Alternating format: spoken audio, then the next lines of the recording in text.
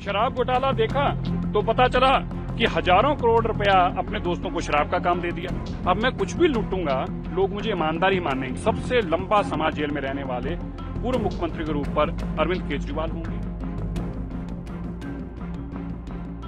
देखिए, दिल्ली को इतना लूटा गया, जो क्लासरूम 800 रुपए फुट में बनता है, उसको 8,500 रुपए फुट में बनाया गया।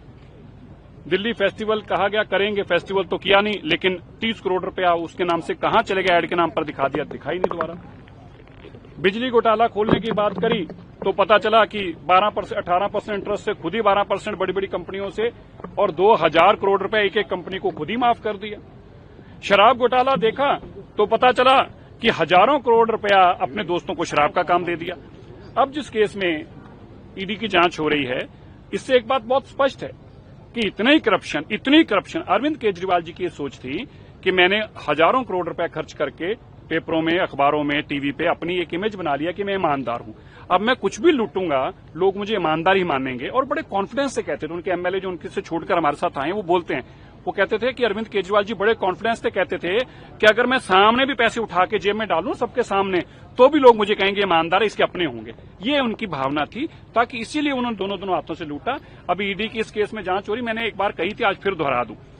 लालू प्रसाद यादव जी के बाद अरविंद केजरीवाल जी सबसे ज्यादा समय जेल में रहने वाले साबका मुख्यमंत्री और उस वक्त के मुख्यमंत्री थे, जब 6 महीने लगा के आए जेल में, तो सबसे लंबा समय जेल में रहने वाले पूर्व मुख्यमंत्री के रूप पर अरविंद केजरीवाल होंगे। एक दूसरी बात, अगले 10 साल उनके इतने घोटाले उन्होंने किए हैं कि अगर रोज के हिसाब से भी ट्रायल शुरू करे तो भी 10 सालों में उनकी ट्रायलें नहीं पूरी हो सकती, जितने उन्होंने हर चीज में घोटाला है।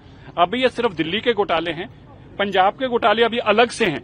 उनके ऊपर जब कार्रवाई होगी, किस तरह से बेकसूर लोगों को मारा जा रहा है, किस तरह से एक्सटॉर्शन की जा रही है, पैसे की एक्सटॉर्शन बिजनेसमैन से करते हैं, फिर उन लोगों को जो नहीं देते तो मरवाते हैं, और फिर जिनसे मरवाते हैं फिर उनका भी इनकाउंटर कर देते हैं। जब इनकी सीबीआई जांच होगी तो बहुत सारी चीजें और भी पड़ते निकल के आएंगी। पंजाब को अब उन्होंने लूटने का अड्डा बना रखा है। आजकल सारी आम आदमी पार्टी की लुटेरों की फौज जो है वो पंजाब में डेरे लगाई हुई है, लेकिन वो एक बात भूल गए हैं कि दिल्ली के लूटने का आपको हिसाब देना पड़ रहा है, तो पंजाब को लूटने का भी हिसाब तो देना ही पड़ेगा। हमने ऐसे इनोवेटिव आइडियाज को एक्सप्लोर करने के लिए एक इनोवेशन चैलेंज निकाला है। पर्पस ये है कि जो एंड ऑफ लाइफ व्हीकल्स हैं, जो 10 साल बाद वो पोल्यूशन देते हैं, क्या ऐसी कोई इनोवेशंस हैं जो उनके पोल्यूशन को नेट जीरो पे ला सकती हों? बहुत सारे लोगों ने हमें अप्रोच किया और बहुत सारे उन्होंने हमें चीजें दिखाई। हमने ये समझा कि बजाय इसके एक इनोवेटिव चैलेंज एक्सप्लोर किया जाए और आईआईटी दिल्ली के माध्यम से इसकी सारी स्टडी कराई जाए, ताकि हम ऐसे आइडियाज एक्सप्लोर कर पाएं कि क्या इस पोल्यूशन को दिल्ली के लोगों को राहत दिलाई जा सकती है। इसके ऊपर दिल्ली की सरकार काम कर रही है। कोरोना के वक्त काफी गाड़ियां ऑफ रोड रही थी, क्या एक ये जस्टिफिकेशन हो सकता है कि कोर्ट से राहत मांगी जाए?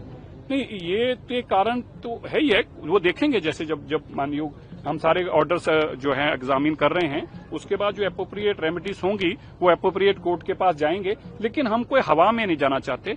हम अपनी पूरी स्टडीज को लेकर, पूरे आंकड़ों को लेकर हम ठीक कैसे कर सकते हैं, हम ठीक क्या कर रहे हैं, हमने क्या क्या इनोवेटिव काम किए हैं, हमने क्या क्या जमीन धरातल पे काम किए हैं जिसके कारण पोल्यूशन कम होता दिख रहा है, इन सब आंकड़ों के साथ हम एक्सप्लोर कर रहे हैं कि हम क्या क्या कर सकते हैं और किस किस कोर्ट को जाके दरवाजा खटका सकते हैं।